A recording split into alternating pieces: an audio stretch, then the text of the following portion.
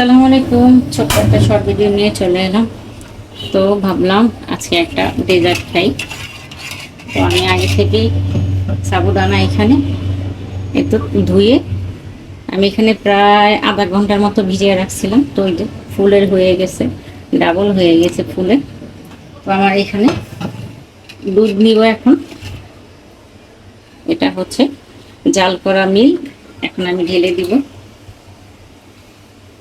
দিয়ে দিব। এখানে আমার 1 লিটার মিল্ক আছে, দিয়ে দিলাম দুধ। তো এটার এত বলক আসার প্রয়োজন নেই, যেহেতু আমার দুধটা আগে থেকেই জাল করা। তো আমি এই পর্যায়ে ধুয়ে রাখা সাবুদানাগুলো দিয়ে দিব। এটা একসাথে দিলে কি হয়, এটা আলাদা কিছু দিতে হয় না, এটা একসাথে দিলে ঘন হয়ে যায়। মানে আলাদা সিদ্ধ করে দিলে কি হয়, ছাড়া ছাড়া হয়ে যায়। তখন সেক্ষেত্রে ঘনত্ব হওয়ার জন্য কিছু ব্যবহার করতে হয় দুধের সাথে। তো আমার সেটা করতে হবে না, যার কারণে আমি একসাথেই দিয়ে দিলাম। তো এটা আমি অনবরত নেড়ে যাব, নাহলে কি হবে, নিচে লেগে যাবে। আমি ফ্লেভারের জন্য দিয়ে দিব 2টো দারচিনি, এলাচি। তো এই তো কি সুন্দর ঘন হয়ে যাচ্ছে। আর আমি একটা জিনিস ভুলে গিয়েছি বলতে, এখানে কিন্তু মিষ্টিটা আমি আগে অ্যাড করেছিলাম। আমি চিনিটা অ্যাড করেছিলাম দুধের সাথে। তো এই জন্য এখন আর এক্সট্রা করে আর মিষ্টি দেওয়ার দরকার নেই। কত সুন্দর ঘন হয়ে গেছে। আর এটা বেশি সময় লাগবে না, যেহেতু আমি আগের থেকে এটা ভিজিয়ে রাখছিলাম। তো কি সুন্দর, এই যে এখনই হয়ে আসতেছে।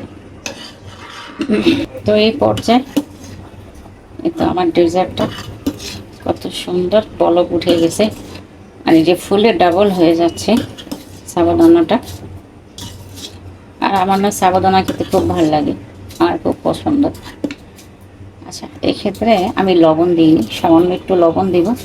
আর মিষ্টি জিনিসে লবণ না দিলে কিন্তু একটু ভালো লাগে না, মিষ্টিটা মনে হয় কি পারফেক্ট হয় না।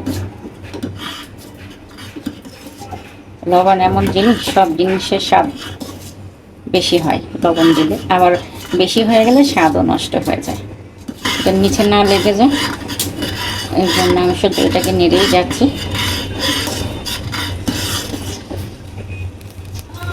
সুন্দর ফুলে ডাবল হয়ে যাচ্ছে।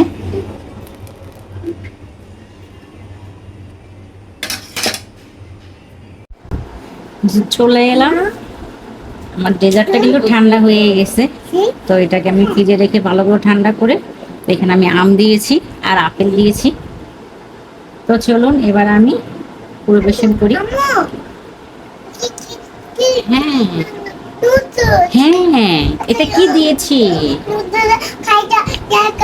হ্যাঁ, আচ্ছা। ওয়াও, আমার ডেজার্টটা কত সুন্দর হয়েছে। এটা কিন্তু খেতে অনেক মজা হয়েছিল। তো আমি আর একটু সৌন্দর্যের জন্য দিয়ে দিব আম। হ্যাঁ, ওয়েলকাম। আমার মেয়ে আমাকে থ্যাংক ইউ দিচ্ছে।